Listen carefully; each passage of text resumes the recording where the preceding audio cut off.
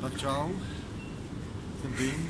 Tady máme krásnou a výživnou profesionální výživu pro začínající fitness a kulturisty, hlavně kulturisty, hardgainery a prostě chlapi, co chtějí být vysekaný jako klasický kulturista na závodech. Snídaně.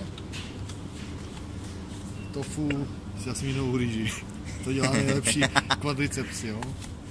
A pak svačina, svíčková s hořkými knedlíky, ta zastane prostě, jo, třeba po kardiu. Kumpal kuřecí s rýží, tak je taková menší svačina, no. To je takový cheat už trochu, ne?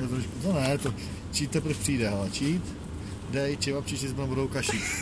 Když máš těžké mrtvoly nebo nohy, dřepy, máš tohle, seš kdyby si pil půl litru becáček. Tak, tady máš hovězí na šampionech z rýží, to už je pozor dietní, to už jako když se sekáš na závody, prostě jsi v superce. Se to dává a španělský ptáček den na závody, jo. Po závodech dáme pár knedlí, že? A můžeme pak i s povidlama. A den po závodech typická snídaně, vajíčka a moravský vrabec.